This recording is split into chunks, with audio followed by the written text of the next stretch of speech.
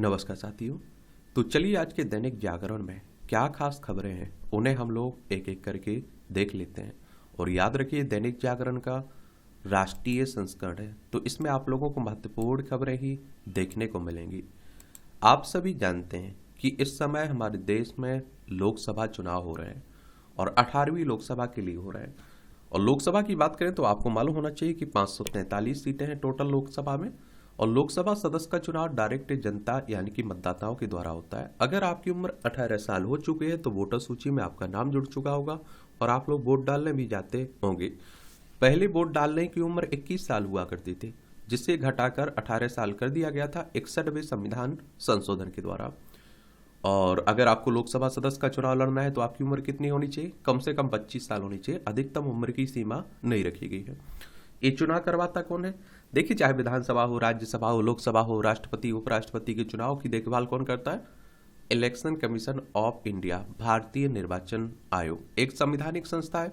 संविधान के अनुच्छेद 324 के तहत इसकी स्थापना की बात की गई है। 25 जनवरी को आप लोग 25 जनवरी 1950 में स्थापना हुई थी। 25 जनवरी को मतदाता दिवस मनाते हैं। नई दिल्ली में इसका सचिवालय देखने को मिलेगा। सुकुमार सेन पहले मुख्य चुनाव आयुक्त थे। वर्तमान में कौन है ये आप लोगों को बताना है। अब आप देखिए, राजनीति हो रही खूब, यहाँ से वो आरोप लगा रहे हैं, वो इस पर आरोप लगा रहे हैं। अब साफ देखेंगे तो मुझे लगता है कि ये खबरें आप लोगों के लिए तो महत्वपूर्ण नहीं रहती हैं। ये आप देखिए, नक्सली शहरी नक्सली मानसिकता वाले लोग माताओं व बहनों का मंगलसूत्र भी नहीं छोड़ेंगे, ये मोदी साहब आप देखते हैं कह रहे हैं। मालदीव के संसदीय चुनाव में मुइज्जो की पार्टी को भारी बहुमत। राष्ट्रपति मुइज्जो के लिए अहम माना जा रहा है यह चुनाव। संसदीय चुनाव के परिणाम पर भारत और चीन की करीबी नजर। मालदीव की राजधानी माले आपको देखने को मिलेगी। और जो आप देखते हैं कि यहाँ के राष्ट्रपति हैं, उनका झुकाव चाइना की तरफ देखा जा रहा है। ये हमारे लिए चिंता का विषय भी रहता है। 4 वर्षीय स्नातक कोर्स में 75% अंक पाने वाले अब सीधे ले सकेंगे पीएचडी में दाखिला। और अब यूजीसी नेट के लिए भी कर सकेंगे आवेदन। पोस्ट ग्रेजुएशन करने की नहीं रहेगी बाध्यता। एससी और एसटी, ओबीसी और ईडब्ल्यूएस कैटेगरी में 5% की और छूट देने की बात हो रही है। देखिए, यूजीसी ये सब बातें कह रहा है, जो विश्वविद्यालय अनुदान आयोग है ना, उसी के द्वारा ये बातें कही जा रही हैं। और यूजीसी की बात करें तो आप देखेंगे इसकी स्थापना कब हुई थी। यूजीसी की स्थापना कब हुई थी और इसका हेडक्वार्टर आपको कहां देखने को मिलेगा? बताइए कुछ।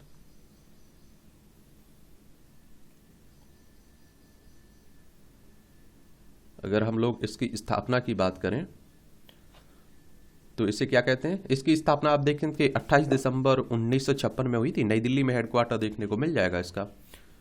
राजभाषा इसमें आप देखिए अंग्रेजी और हिंदी देखने को मिलेगी। तो उसी की बातें हो रही हैं। रफा पर इजराइल का फिर हवाई हमला, 22 मारे गए। ये आप देखिए, एक बार इजराइल को देख लीजिए। देखिए, ये हमारा प्यारा भारत है। देखिए, ये हमारी प्यारी पृथ्वी है और इसमें आप देखिए एशिया में ये आपको अपना प्यारा भारत देखने को मिल जाएगा। ये भारत है। ये अरब खाड़ी हो गई, सागर हो गया, ये अदन की खाड़ी हो गई, ये लाल सागर हो गया, ये भूमध्य सागर हो गया। और यहाँ आप लोगों को इजराइल देखने को मिल जाएगा। और आपने देखा है कि हमास ने शुरुआत की थी, अब आप देखिए इजराइल लगा हुआ है।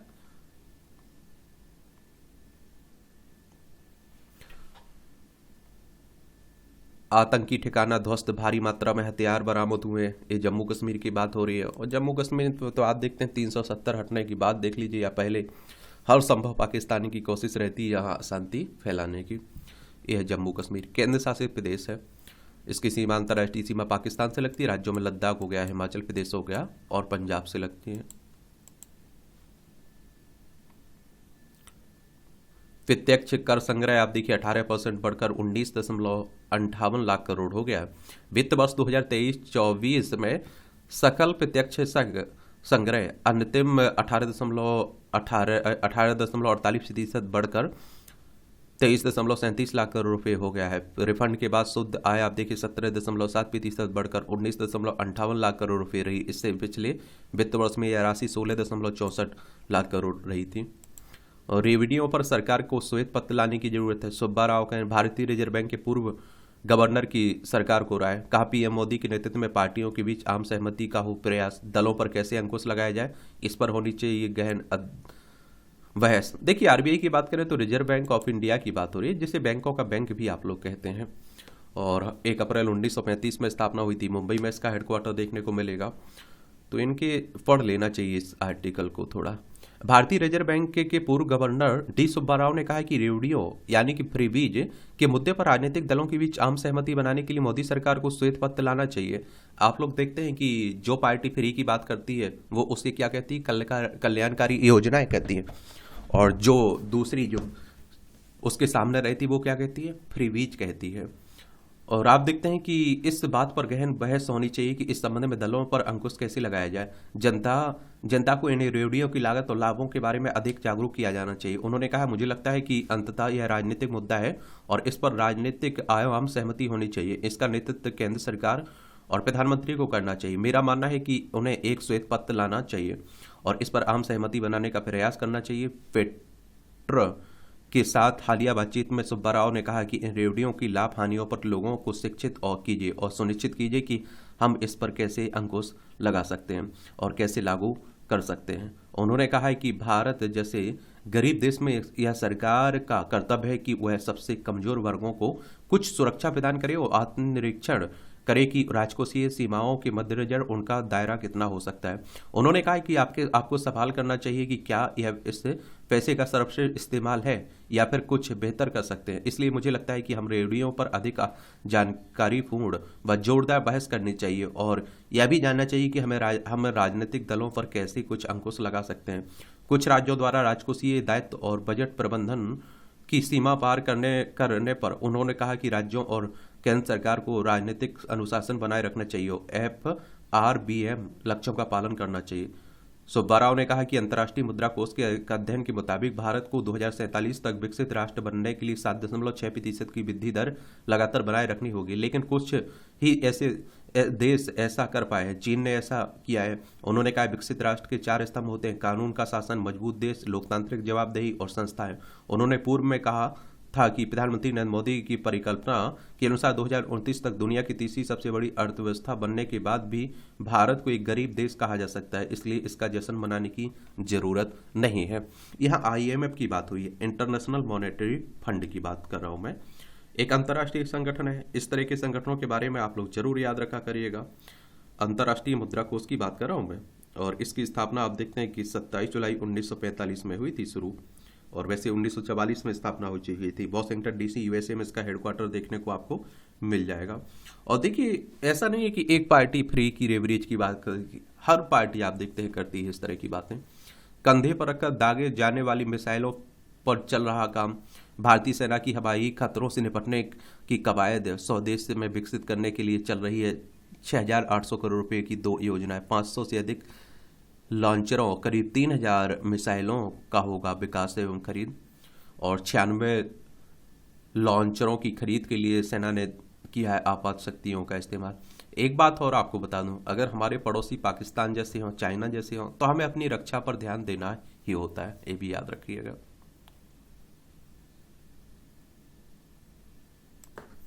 अब आप देखिए राष्ट्रीय राजधानी से जुड़ी हुई खबरें हैं।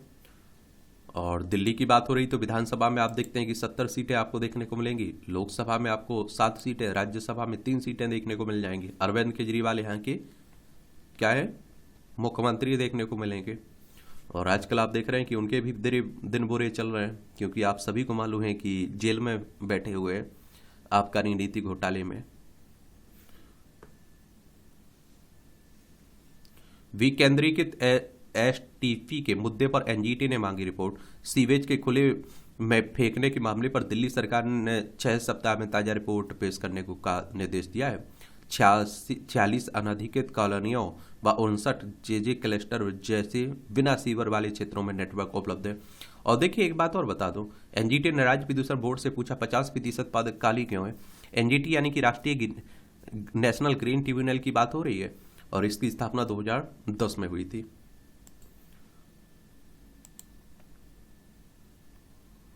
सब राजनीति की खबरें। 1939 में कांग्रेस अध्यक्ष के चुनाव में महात्मा गांधी ने पट्टाभी सीतारामैया का समर्थन किया था। इसके बावजूद नेताजी सुभाष चंद्र बोस यह चुनाव जीत गए थे। इस हार के बाद गांधी जी ने कहा कि सीतारामैया से अधिक यह मेरी हार है।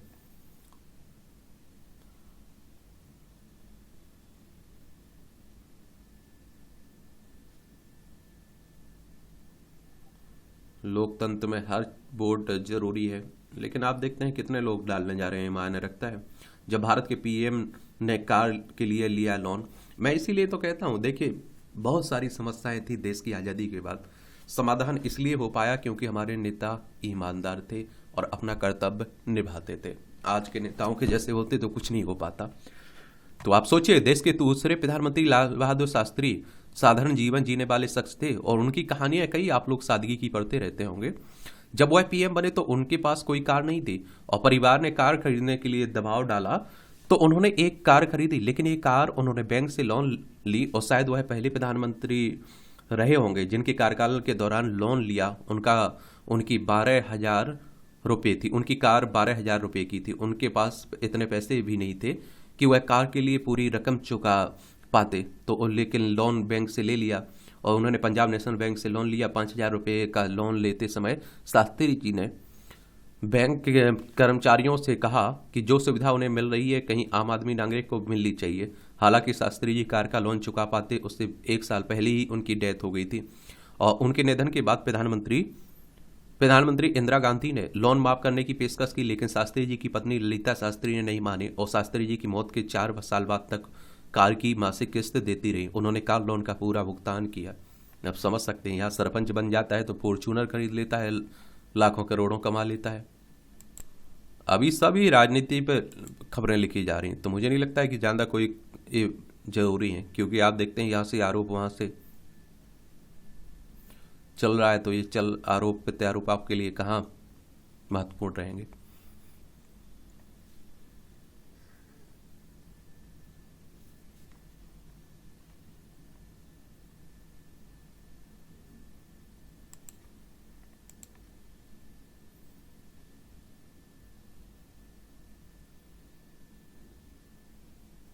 उत्तराखंड से निकलकर पूरे देश में बहेगी यूसीसी की गंगा, ये धामी साहब कह रहे हैं। देखिए, समान नागरिक संहिता की बात हो रही है, उत्तराखंड ने लागू कर दिया ना, और अब देखते हैं कानून आ चुका है वहाँ।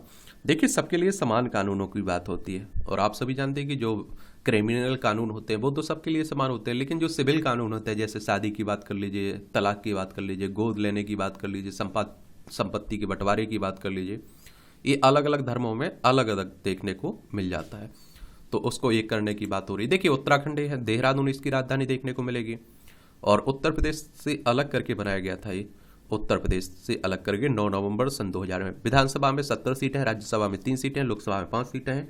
53,483 वर्ग किलोमीटर में फैला हुआ है। गुरमीत सिंह यहाँ के राज्यपाल हैं, पुष्कर सिंह धामी यहाँ के मुख्यमंत्री देखने को मिलेगी। इसकी सीमा चाइना, नेपाल से लगती, राज्यों में हिमाचल प्रदेश और उत्तर प्रदेश से लगती है।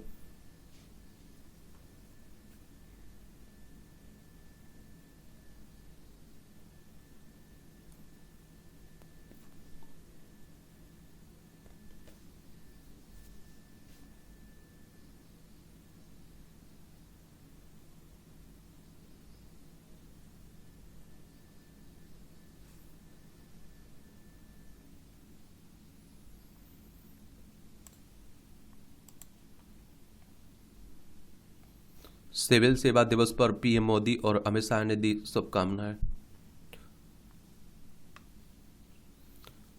और सरकार ने वर्ष 2006 से प्रत्येक वर्ष 21 अप्रैल को सिविल सेवा दिवस मनाने की शुरुआत की थी और इसे नौकरशाहों को नागरिकों के लिए समर्पित सेवा करने को प्रेरित करने के लिए मनाया जाता है। इंटर बाद 3 साल के एलएलबी पर सुप्रीम कोर्ट में सुनवाई आज होगी। 12वीं के बाद सीधे 3 साल का एलएलबी कोर्स कराए जाने की मांग पर सुप्रीम कोर्ट में सोमवार को सुनवाई करेगा। ये देखिए, सुप्रीम कोर्ट की बात करें तो हमारी सर्वोच्च अदालत है। संविधान के अनुच्छेद 124 के तहत सुप्रीम कोर्ट की स्थापना की बात की गई है। 28 जनवरी 1950 में स्थापना हुई थी। एआरओ और एआरओ परीक्षा पेपर लीक कांड में 4 गिरफ्तार हुए हैं। ये उत्तर प्रदेश की बात हो रही है। और आप लोगों को देखिए एक और बात बता दूं कि हर राज्य का यही हाल है कि आप लोग पेपर दे के घर नहीं पहुंच पाते हैं और मालूम चलता है पेपर लीक हो गया है। और ये तो अच्छा हुआ कि सबके सामने आ गया, वरना कह देते यार ये कुछ नहीं हुआ है और आप देखिए लोग सेलेक्ट हो जाते। उत्तर प्रदेश की बात करें तो लखनऊ इसकी राजधानी है और आपने देखा ही है एआरओ के बारे में आयोग ने कहा अरे कुछ धांधली नहीं, बाद में लोगों ने सबूत दिए तब जाकर आप देखें पेपर रद्द होना पड़ा। अंतर्राष्ट्रीय सीमा उत्तर प्रदेश की नेपाल से लगती राज्यों में बिहार हो गया, झारखंड, छत्तीसगढ़, मध्य प्रदेश, राजस्थान, हरियाणा, हिमाचल प्रदेश, उत्तराखंड और दिल्ली से लगती है। विधानसभा में 403 सीटें हैं, विधान परिषद में 100 सीटें हैं, राज्यसभा में 31 सीटें हैं, लोकसभा में 80 सीटें हैं। योगी आदित्यनाथ यहाँ के चीफ मिनिस्टर आपको देखने को मिलेंगे। रिड्यूज, रीयूज और रिसाइकलिंग से धरती माँ को बचाने की पहल। उत्तर प्रदेश के प्रतापगढ़ में शिक्षक ने काफी किताबों को फिर से को खोला अपना पुस्तक घर, किताबों के फिर उपयोग को खोला पुस्तक। ये सही बात है, आप देखते हैं अच्छी पहल है। अब आप देखिए ये कुछ अच्छे मुद्दे आर्टिकल हैं, इन्हें देख लेते हैं। निर्दलीय ऐप या फिर वोट कटवा। भारतीय संविधान सबको चुनाव लड़ने का अधिकार देता है। यह समावेशी लोकतंत्र के लिए यह एक अनिवार्य शर्त भी है। स्वतंत्रता के बाद से बहुत से निर्दलीय उम्मीदवारों ने इस अधिकार का प्रयोग करते हुए चुनाव लड़ा और संसद और विधानसभा भी पहुंचे। बहुत से निर्दलीय सांसद विधायकों ने संसदीय लोकतंत्र को मजबूत करने में अहम योगदान भी दिया। लेकिन समय के साथ एक स्वर उभर रहा है कि निर्दलीय उम्मीदवार वोट कटवा के रूप में चुनाव लड़ते हुए लोकतंत्र को मजबूत करने की बजाय उसे कमजोर कर रहे हैं। इस प्रवृत्ति पर अंकुश लगाने के लिए विधि आयोग भी सिफारिश कर चुका है। विधि आयोग ने अपनी सिफारिश में कहा कि निर्दलीय उम्मीदवार को चुनाव लड़ने से रोका जाना चाहिए। सिर्फ चुनाव आयोग के पास पंजीकृत राजनीतिक दलों को ही विधानसभा लोकसभा चुनाव लड़ने का अधिकार होना चाहिए। 1952 में पहले आम चुनाव में बड़ी संख्या में निर्दलीय जीतकर संसद पहुंचे थे, लेकिन अब बहुत कम निर्दलीय उम्मीदवार जीतकर संसद या विधानसभा पहुंच पा रहे हैं। राजनीतिक दल दूसरे दलों के उम्मीदवारों को हराने के लिए, मतदाताओं को भ्रमित करने के लिए भी डमी उम्मीदवार खड़े करते हैं। ऐसे में यह पड़ताल का मुद्दा है कि एक लोकतांत्रिक व्यवस्था में क्या सबको चुनाव लड़ने का अधिकार को सीमित किया जाना चाहिए। आप क्या सोचते हैं इस मुद्दे पर? अपना जरूर आप लोग मत दीजिए। और मेरा मत तो देखिए सबको चुनाव लड़ने का अधिकार होना चाहिए, केवल राजनीतिक पार्टियों को नहीं, क्योंकि अगर ऐसा हुआ तो आप देखेंगे फिर तो राजनीति पार्टियां ही सब कुछ हो जाएंगी, चुनाव में और हावी हो जाएगा धनबल। तो भारतीय लोकतंत्र की सबसे बड़ी खूबसूरती सबके लिए एक समान अवसर और अधिकार है। सहज शब्दों में कहें तो यह व्यवस्था लोकतंत्र की आत्मा और अंतिम पंक्ति में बैठे लोगों के लिए सत्ता में भागीदारी की उम्मीद है। यह उम्मीद टूटने भी नहीं चाहिए। और आप देखिए वर्तमान में राजनीतिक परिदृश्य में धन बल, तकनीक, संसाधन आदि का जिस तरह से उपयोग बढ़ा है, उससे कम आय वाले, कम संसाधन वाले, सीमित तकनीक में गुजर करने वाले, प्रचार विचार की चकाचौंध से दूर रहने वाले खुद को असहज महसूस करते हैं। लोकतंत्र सभी से है और सभी के लिए है। फिर तो आप देखिए जनता केवल वोट डालने के लिए रह जाएगी। और लोकतंत्र सभी के लिए और सभी के लिए है, सभी से है और सभी के लिए। इसे चुनाव आयोग और लोकतंत्र की जीवंतता में विश्वास रखने वालों को गंभीरता से लेना होगा। ऐसी स्थिति में यदि निर्दलीय के तौर पर चुनाव मैदान में उतरने वालों पर किसी तरह की पाबंदी लगाई जाती है तो पहला झटका उस उम्मीद को लगेगा जो अंतिम पंक्ति के लोगों को लोकतंत्र से बांध कर रखने में गोंद की भूमिका अदा करता है। यह सवाल भी महत्वपूर्ण है कि बहुत कम निर्दलीय उम्मीदवार जीतकर संसद या फिर विधानसभा पहुंच पाते हैं। बहुत से निर्दलीय सिर्फ चर्चा में आने के लिए चुनाव लड़ते हैं। चुनाव को लेकर उनका रवैया गंभीर नहीं होता है। राजनीतिक दल प्रतिद्वंदी उम्मीदवारों को हराने के लिए भी निर्दलीय का चुनाव सहारा लेते हैं और मतदाताओं को भ्रमित करने के लिए डमी प्रत्याशी खड़े करते हैं। आखिर आप देखते हैं दूध या फिर दूध का दूध और पानी का पानी करने की जिम्मेदारी से चुनाव आयोग और इससे जुड़े तंत्र खुद को अलग कैसे कर सकते हैं। हम सभी जानते हैं कि दल को सक्रिय रखने के लिए बड़ी धनराशि की जरूरत होती है। अब जिनके पास धनराशि का अभाव है उन्हें दोहरी सजा देना किसके हित में होगा? और लोकतंत्र के लिए तो कतई नहीं। निर्दलीय के लिए दरवाजा बंद करने से धनबल चुनावी प्रक्रिया में भागीदारी के लिए पहली शर्त हो जाएगी। और आप देखेंगे समान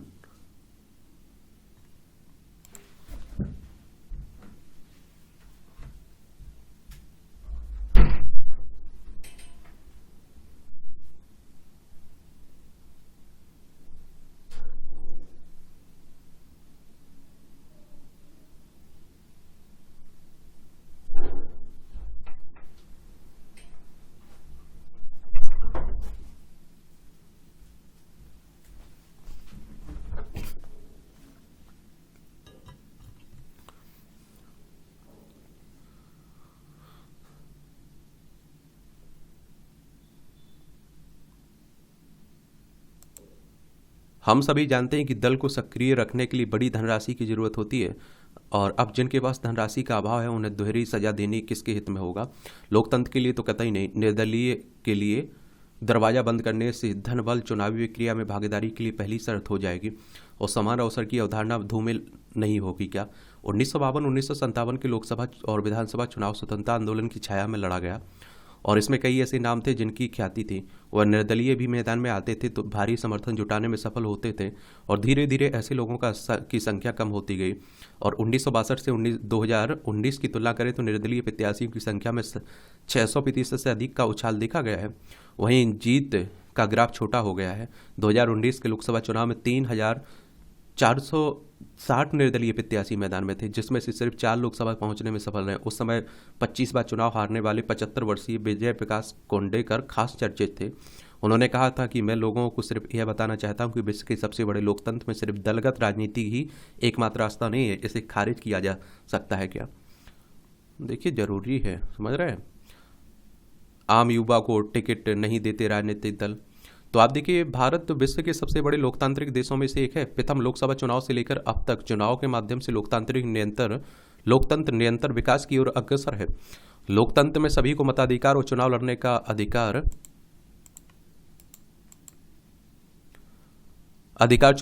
अधिकार मिले, ये महत्वपूर्ण बात होती है। भारत में चुनाव के माध्यम से विविधता में एकता की भावना सुदृढ़ होती है। अभी जब 2024 का लोकसभा चुनाव चल रहा है, बहुत सारे मुद्दों में से एक मुद्दा निर्दलीय प्रत्याशियों की स्थिति को लेकर भी चर्चा में है। कुछ लोगों और संस्थाओं की राय है कि निर्दलीय उम्मीदवारों को चुनाव लड़ने से रोका जाए। और आप देखते हैं कि अगर हम निर्दलीयों की स्थिति पर अगर नजर डालें तो प्रथम लोकसभा चुनाव में 37 उम्मीदवार विजयी हुए थे। 2019 के लोकसभा चुनाव में 4 ही निर्दलीय विजय हुए, और इनमें से जो एक प्रवृत्ति देखी जा रही, चुनाव में भाग लेने वाले निर्दलीय प्रत्याशियों की अपेक्षा जीतने वाले निर्दलीय प्रत्याशियों की संख्या निरंतर कम हुई है। साथ ही यह भी आरोप लगाया गया कि बहुत सारे निर्दलीय उम्मीदवार डमी या वोट कटवा के रूप में चुनाव लड़ते हैं, जो एक स्वस्थ लोकतांत्रिक प्रक्रिया में नकारात्मक बिंदु के रूप में उभर कर सामने आता है। और विधि आयोग ने अपनी सिफारिश में निर्दलीयों के चुनाव लड़ने पर रोक लगाने की बात कही। भारतीय लोकतंत्र में राजनीतिक दलों की वर्चस्ववादी व्यवस्था सामूहिक हित को ध्यान में रखकर अपनी नीति या कार्यक्रम तय करती है। भारत जैसे विविधता वाले देश में सामूहिक हित एक विवादास्पद विचार है। कभी कभी छोटी असमंजसताओं राजनीतिक दलों की मुख्य व्यवस्था में नहीं आ पाती है, वो हाशिए पर ही रह जाती है। राजनीतिक दलों के भीतर उनकी चर्चा शायद ही मुख्य धारा में आ पाए, और इसकी वजह यह भी कि राजनीतिक दलों में प्रायः आंतरिक लोकतंत्र का अभाव दिखता है। ज़्यादातर चीज़ों को हाई कमान नियंत्रित करता है, और हाई कमान कुछ व्यक्तियों या एक परिवार का पर्याय होता है, जो दल संबंधी नीतियों, कार्यक्रमों, प्रत्याशियों का निर्णय कर अपने प्रतिनिष्ठा या फिर अपने लाभ के आधार पर तय करते हैं। इसलिए प्रत्याशी अपने निर्वाचन क्षेत्र जहां से वह चुना जाता है के प्रति कम निष्ठा रखता है, अपने दल व हाई कमान के प्रति अधिक निष्ठा रखता है। कहीं निर्दलीय प्रत्याशी अपने निर्वाचन क्षेत्र के मतदाताओं के प्रति निष्ठा रखता है, तो लोकतंत्र की मजबूत के लिए अपरिहार्य है। जो लोग यह आरोप लगाते हैं कि निर्दलीय प्रत्याशी डमी या फिर वोट कटवा के रूप में खड़े होते हैं, उन्हें देखना चाहिए कि भारतीय चुनावों में पंजीकृत तकरीबन 1406 दलों में से कुछ ही दल चुनाव में अपना खाता खोल पाते हैं। राजनीतिक दल अपना प्रत्याशी तय करते समय निर्वाचन क्षेत्रों की जनता की राय को शायद ही कभी आधार बनाते हैं। कई बार वे बाहरी उम्मीदवार भी जनता पर थोप देते हैं। निर्दलीय प्रत्याशी उसी क्षेत्र व जनता के बीच का होता है। वह टिकट काटे जाने के भय से या फिर दल के प्रति निष्ठा बनाए रखने के दबाव से मुक्त रहकर स्वतंत्र रूप से कार्य करता है, और राजनीतिक दलों में प्रत्याशी चुनने की प्रक्रिया में अभी तक कोई ठोस बदलाव नहीं आया। इसलिए अब जनता विकल्प चाहती है। इसलिए 2019 के चुनाव में लगभग आप देखिए 65 लाख से अधिक लोगों ने नोटा का प्रयोग किया। 65 लाख, समझ रहे हैं? जो ऐसी स्थिति में लोकतंत्र को कुछ परिवारों के या उन्हीं की राजनीतिक व्यवस्था यानी कि राजनीतिक दल के रूप में बनाई गई व्यवस्था के हवाले छोड़ देना और निर्दलीयों पर प्रतिबंध लगा देना निसंदेह भारत के लोकतंत्र को संकुचित ही करेगा। और निर्दलीयों पर प्रतिबंध लगा देना निसंदेह भारत के लोकतंत्र को संकुचित ही करेगा। निर्दलीयों के रूप में चुनाव बहुत सारे युवा भाग लेते हैं, जिसकी कोई राजनीतिक पृष्ठभूमि नहीं होती, और एक तरह से भी इन चुनाव में भाग लेकर राजनीतिक प्रशिक्षण प्राप्त करते हैं। और आप देखते हैं कि इसलिए निर्दलीय उम्मीदवार भारतीय लोकतंत्र की जड़ों को मजबूत करने के लिए अत्यंत आवश्यक हैं। और ये जरूर है कि चुनाव आयोग को एक व्यवस्था बनानी चाहिए जिससे चुनाव को गंभीरता से लेने वाले उम्मीदवार ही चुनाव में उतरें। सिर्फ चुनाव लड़ने के लिए या फिर चर्चा में आने के लिए चुनाव के मैदान में उतरने वाले उम्मीदवारों को हतोत्साहित करने की जरूरत है। जैसे अभी हाल ही में एक प्रस्ताव आया कि 10 प्रस्तावकों की जगह 100 प्रस्तावकों का नामांकन के लिए जरूरी दिया जाए। साथ ही जमानत राशि भी बढ़ा दी जाए। सभी को भागीदारी का मौका देने में ही लोकतंत्र की सुंदरता है। भागीदारी के अवसरों को सीमित करना लोकतंत्र के हित में नहीं है। इससे मौजूदा राजनीतिक व्यवस्था में बड़े राजनीतिक दलों का एकाधिकार हो जाएगा और किसी दल में शामिल हो गए में ना चुनाव लड़ने का विकल्प नहीं बचेगा। लोकतंत्र में बनी रहे चुनाव की गरिमा। तो आप देखिए, लोकतंत्र का समानार्थी शब्द जनतंत्र है। दोनों का अर्थ इतना ही है कि जन यानी कि लोक की आकांक्षा के अनुरूप तंत्र संचालित होना। और आप देखते हैं, इसलिए लोकतंत्र में व्यक्ति की स्वतंत्रता को विशाल फलक मिलता है। जनता सीधे तौर पर तंत्र में हस्तक्षेप नहीं कर सकती है और इसलिए आप देखेंगे कि निर्वाचन प्रणाली द्वारा अपने प्रतिनिधि चुनकर भेजती है। इन प्रतिनिधियों का नैतिक दायित्व है कि वे उनकी आकांक्षाओं के अनुरूप तंत्र को नीतियां निर्धारित करने के लिए व्यवस्था करें। चुनाव लड़ने की स्वतंत्रता भी इसलिए संवैधानिक अधिकार है। इसे बाधित करने का अर्थ व्यक्तिगत स्वतंत्रता का कुठाराघात ही होगा। इस दृष्टि से विचार करने पर निर्दलीय उम्मीदवारों को प्रतिबंधित करना भी उचित प्रतीत नहीं होगा। किंतु लोकतंत्र में निहित और अनेक विडंबनाओं में से एक यह भी है कि निर्दलीय उम्मीदवारों की भीड़ लग जाने से पूरी चुनाव प्रणाली अनेक व्यवहारिक संकटों में फंस सकती है। मतपत्र का आकार ही इतना बढ़ सकता है कि पसंदीदा उम्मीदवार का नाम तलाश करना भी कठिन हो जाएगा। इस तरह आप देखिए, चुनाव व्यय भी अदृश्य स्रोतों से ही प्राप्त कर निर्दलीय उम्मीदवार चुनाव खर्च में विवरण को भी निरर्थक कर सकता है। लेकिन जिस स्वतंत्रता के नाम पर निर्दलीय उम्मीदवारों को प्रतिबंधित करने की बात सोची गई है, उस स्वतंत्रता को आंतरिक अंतर्विरोधों से नष्ट करने के खतरों का समाधान ढूंढना भी हमारा दायित्व है।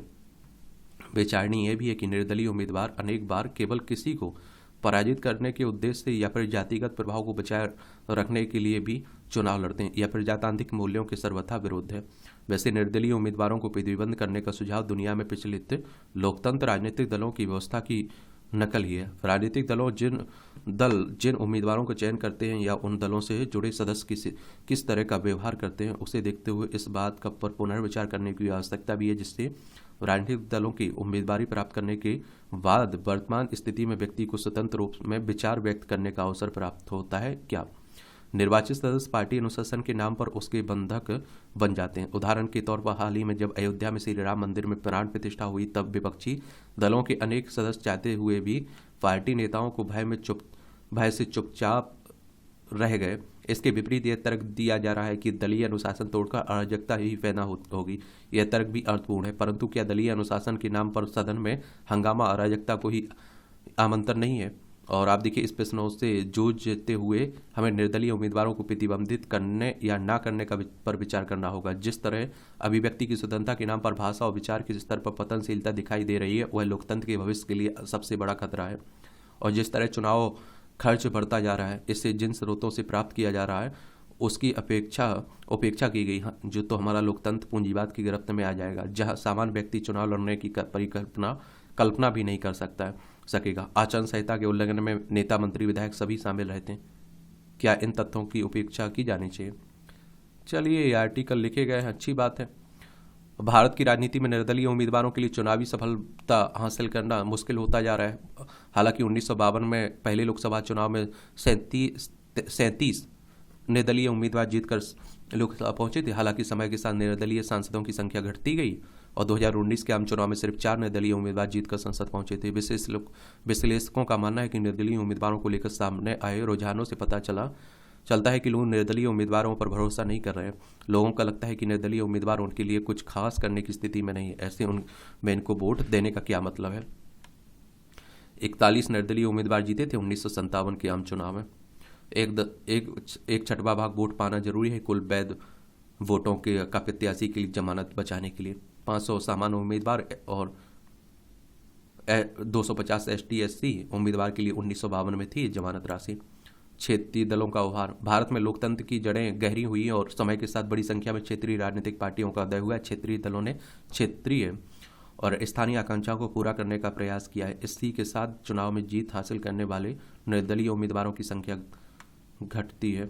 99% से अधिक निर्दलीय उम्मीदवारों की जमानत जब्त हो गई 1991 के बाद हुए आम चुनाव में। 25,000 सामान्य उम्मीदवार और 12,500 रुपये ST और ST/SC उम्मीदवार के लिए वर्तमान में जमानत राशि रखी गई है। मतदाता हो गए जागरूक। एक्सिस इंडिया के चेयरमैन प्रदीप गुप्ता का कहना है कि मतदाता पहले की तुलना में काफ़ी अधिक जागरूक हो गए। उनको पता है कि कौन सा उम्मीदवार अपने वादे पूरे कर सकता है। ऐसे में निर्दलीय उम्मीदवारों के लिए कम गुंजाइश लगती है।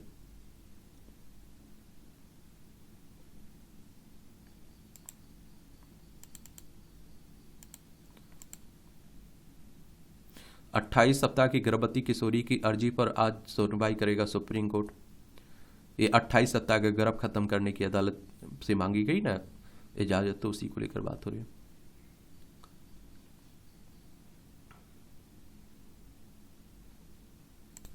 भीषण गर्मी से एसी की मांग में आएगा उछाल। कंपनियों को 25 से 40% तक बिक्री करने की संभावना। वोल्टास ने पिछले वर्ष बेचे थे 20 लाख से अधिक। हॉर्मुज जल डमरू अवरुद्ध हुआ तो महंगा हो सकता है कच्चा तेल, ईरान और इजराइल संघर्ष के कारण। ग्रीन हाइड्रोजन के लिए साथ आए IBA और HAI, भारतीय बायोगैस एसोसिएशन और hydrogen association of India. UltraTech cement में ग्राइंडिंग यूनिट को अधिग्रहण किया। 6 कंपनियों का मार्केट कैप 1.40 लाख करोड़ घटा। ओबेरॉय रियल्टी की बिक्री बुकिंग 53% घटी। हाइब्रिड म्यूचुअल फंड में आया 1.45 लाख करोड़ रुपए का निवेश। FPI ने अप्रैल में अब तक 5200 करोड़ से अधिक निकाले हैं। मॉरिशस के साथ संधि में बदलाव से विदेशी निवेशकों ने निकाली रकम। मार्च में आप देखिए 35,098 करोड़ व फरवरी में 1539 करोड़ रुपए का चौंका देने वाला शुद्ध निवेश आया था। अगले 3 साल में 5 लाख लोगों को रोजगार दे सकती है एप्पल कंपनी, आईफोन बनाने वाली। 2023-24 में आपको बताया ना कि कर संग्रह, प्रत्यक्ष कर संग्रह बढ़ गया है।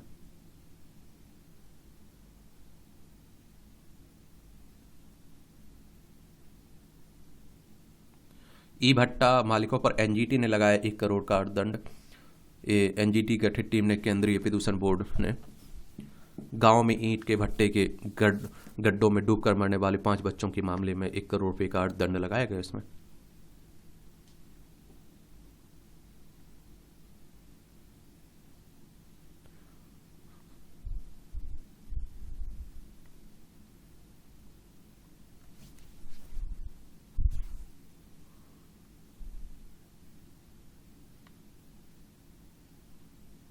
अब आप देखिए अंतर्राष्ट्रीय खबरें हैं। लंदन को अनुभवी CEO की तरह चलाना चाहते हैं, भारत बंसी मेयर उम्मीदवार कह रहे हैं। पाक की खैबर पख्तूनख्वा में 2 और सीमा शुल्क अधिकारियों की हत्या। ये पाकिस्तान है, कुछ भी हो सकता है। चावल में कीड़े मिलने पर रूस ने पाकिस्तान को चेताया। ये आप देखिए बाल्टीमोर बंदरगाह तक आने जाने के लिए खोला गया तीसरा अस्थायी चैनल। अभी दुर्घटना हो गई थी है ना। रूस ने कहा यूक्रेन से भी भागेगा अमेरिका। ये आप देख रहे हैं कि यूक्रेन और रूस में भी तो चल रहा है। ये यूक्रेन है, रूस है, तो उसमें भी चल रहा है युद्ध।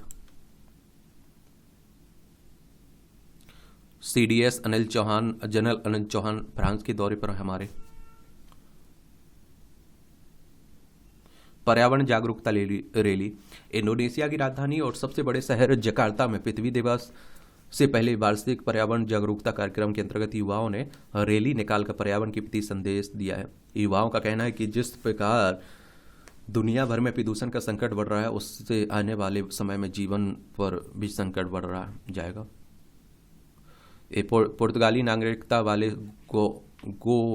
गोवावासी OCI के लिए कर सकेंगे आवेदन। भारत सरकार ने OCI के लिए निरसन आदेश को वैकल्पिक दस्तावेज के रूप में स्वीकारा। विदेश मंत्रालय का निर्देश पासपोर्ट रद्द किए गए लोगों को निरसन आदेश जारी कर पासपोर्ट अधिकारी।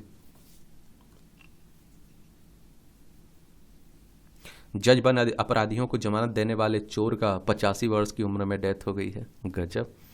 1964 में सबसे पहले धोखाधड़ी के एक मामले में उसका नाम आया था और 2016 में 77 साल की उम्र उसे रानी बाग में कार चोरी करने में गिरफ्तार किया गया था। 1968 से 1974 तक काम किया उसने। देखिए स्टेशन मास्टर की नौकरी हासिल की फर्जी दस्तावेज बनाने के बाद। वार्षिक स्प्रिंग उत्सव। जापान की राजधानी टोक्यो में यासुकुनी मंदिर में वार्षिक स्प्रिंग महोत्सव पर प्रार्थना में हिस्सा लेते जाते पुजारी। इस मौके पर प्रमुख देवताओं का सम्मान करने के लिए अनेक अनुष्ठान किए जाते हैं।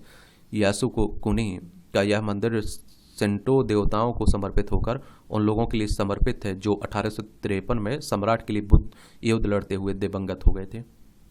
अब आप देखिए खेल का क्षेत्र है। आईपीएल कब से शुरू हुआ था ये आप लोग बताइए। रमित ने विश्व के 11वें नंबर के खिलाड़ी विक्टर को हराया, भारतीय स्क्वैश खिलाड़ी ने। तरुण कुसर सुकांत जीत ने जीता रजत, भारत के तरुण ने हमवतन सुकांत कदम को हराकर स्पेनिश फेरा बैडमिंटन टूर्नामेंट में स्वर्ण पदक जीता है। अक्षदीप पेंका ने ओलंपिक के लिए किया क्वालिफाई।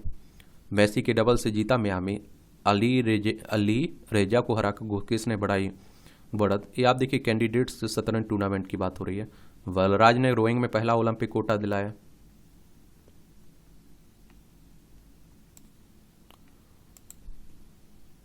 पत्रों में झलकता साहित्यिक परिदृश्य। अब तो पत्रों का समय आप देख रहे हैं खत्म होता जा रहा है। भोजशाला में भीतरी परिषद में कार्बन डेटिंग की प्रक्रिया शुरू हुई है। देखिए उसमें डेट पता मालूम की जाती है एक तरह से कि ये कितना पुराना है। और यहाँ भी आप देखते हैं, कहते हैं कि सरस्वती मंदिर को तोड़कर मस्जिद बनाई गई थी, तो वहाँ धार मध्य प्रदेश में चल रहा है सर्वे। मध्य प्रदेश की बात करें तो भोपाल इसकी राजधानी देखने को मिलेगी। 1 नवंबर 1956 में इसे राज्य बनाया गया था। इसकी सीमा उत्तर प्रदेश, राजस्थान, गुजरात, महाराष्ट्र, छत्तीसगढ़ से लगती है। विधानसभा में कितनी 230 सीटें हैं, राज्यसभा में 11 सीटें हैं, लोकसभा में 29 सीटें हैं।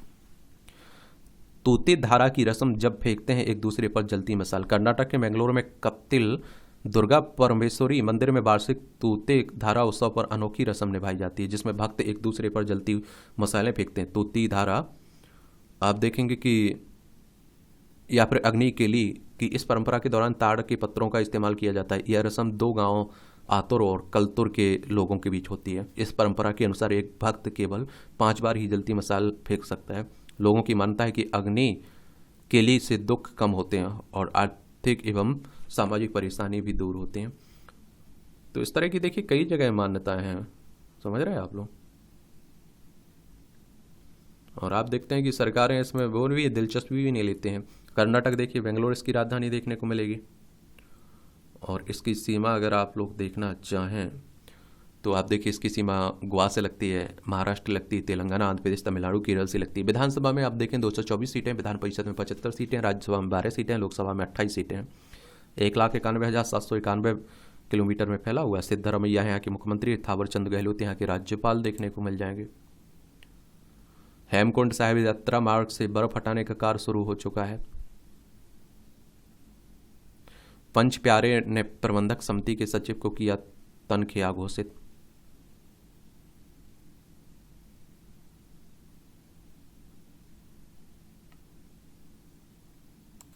यहाँ भी आप लोगों को जनरल नॉलेज की जानकारी मिल जाती है, परीक्षा के पॉइंट व्यू से ही पॉइंट मिल जाते हैं। जर्मनी की सेना ने पहली बार किया जहरीली गैस का इस्तेमाल। 1915 में प्रथम विश्व युद्ध के दौरान जर्मनी की सेना ने आज ही पहली बार जहरीली गैस का इस्तेमाल किया था। जर्मनी सेनाओं ने इफ्रा की दूसरी लड़ाई के दौरान 6 किलोमीटर के मोर्चे पर क्लोरीन गैस छोड़ी थी। इसे अक्षम बर्बरता के रूप में देखा गया। जलवायु परिवर्तन रोकने के लिए हुआ पेरिस समझौता। 2016 में आज ही 170 से अधिक देशों ने पेरिस समझौते पर हस्ताक्षर किए थे। इसका मकसद ग्रीन हाउस गैसों के उत्सर्जन में कटौती करना था। पेरिस समझौता नवंबर 2016 से लागू हुआ है। इस विश्व में जलवायु परिवर्तन को रोकने के लिए वैश्विक प्रयासों में तेजी आई। महाभारत की बेहतरीन प्रस्तुति के लिए जाने जाते हैं बी.आर. चोपड़ा। बी.आर. चोपड़ा का जन्म 1914 में आज ही पंजाब के लुधियाना शहर में हुआ था। करियर की शुरुआत फिल्म पत्रकार के रूप में की। 1949 में पहली फिल्म करवट को प्रोड्यूस किया। 1955 में बी.आर. फिल्म्स के नाम से प्रोडक्शन हाउस खोला। उनका नया दौर कानून, हमराज, पति पत्नी और वो निकाह तबायब जैसी फिल्में बनाई जो मील का पत्थर मानी जाती हैं। 1988 में प्रसारित हुई लोकप्रिय टीवी सीरियल महाभारत का निर्माण हुआ। 1998 में दादा साहब फाल्के पुरस्कार से सम्मानित हुए। समुद्र में बनाई कंक्रीट की दीवारें। थाईलैंड के रियांग प्रांत में सेंग चान समुद्र पर तट पर तटीय कटाव रोकने के लिए बनाई गई कंक्रीट की मोटी दीवारें, जिन्हें ब्रेक वाटर कहा जाता है। ब्रेक वाटर समुद्र में उठने वाली तेज लहरों के क्षरणकारी और हानिकारक प्रभाव को कम करने में काफ़ी उपयोगी साबित होती हैं। तटीय इलाकों में आवासीय स्थलों और यातायात के लिए बनाए गए मार्ग को सुरक्षित कर रखने के थाईलैंड में इस तरह की दीवारें बनाई गई। बीपी धड़कन में खामी भाप अलर्ट करेगी डिवाइस सेहत की निगरानी के लिए। MNNIT की पूर्व छात्र ने IOMT के प्रयोग कर बनाई। आप देखते हैं ये डिवाइस, अच्छी बात है। कैंसर उपचार में अहम भूमिका निभा सकता है लीवर, अनुसंधान कह रहे हैं। 179 वर्ष बाद चांसल में मिला विलुप्ति प्रजाति तिमूर का पौधा। और TDUFRLS HT में PhD कर रहे आशुतोष शर्मा ने खोजा है। न्यूजीलैंड के जर्नल में प्रकाशित हुआ शोध। अंत्यबार 1844 में देखा गया था फूल। पोलैंड के डॉक्टर वोसिस एडमोवस्की समेत 4 लोगों की टीम में किया ये सहयोग। ये आशुतोष ने बताया कि चांगलफूर पश्चिम और उत्तर यानी तीनों ओर से पहाड़ियों से घिरा है। इस कारण तेऊर के फूल का परागकण और बीज घाटी से बाहर नहीं निकल पाते हैं। और चांसल की पहाड़ियाँ 4000 मीटर से अधिक ऊंची हैं। यह पौधा 2500 से 3500 मीटर से अधिक ऊंचाई पर होता है। चौथी दिशा में मैदानी इलाका है। अगर परागकण व बीज वहाँ जाए भी तो पौधों को तैयार होने के लिए अनुकूल वातावरण नहीं मिलता है। अनोखा मंदिर जहाँ दिखती है सिद्धा की पराकाष्ठा, ये बीजिंग चाइना की बात है। ऐसा मंदिर है लोगों की भी चर्चा का विषय बना हुआ है। चीन में जिस जगह यह मंदिर है दुनिया में उसे माउंट ताइसान के नाम से जाना जाता है। यहाँ तक पहुँचने के लिए 6600 से अधिक सीढ़ियाँ चढ़नी पड़ती हैं। इस मंदिर से जुड़ा एक वीडियो तेजी से प्रसारित हो रहा है। भक्ति है। अब आप देखिए मूवियों से जुड़ी खबरें, पढ़ना हो तो पढ़ सकते हैं, छोड़ना हो तो छोड़ सकते हैं। और इस तरह से आप देखेंगे कि आज के न्यूज़पेपर की कहानी खत्म होती है। आप लोग पढ़ते रहिए, एंजॉय करते रहिए। आपका कोई सवाल हो, मेरे लिए सुझाव हो तो आप लोग ज़रूर बताइएगा। धन्यवाद।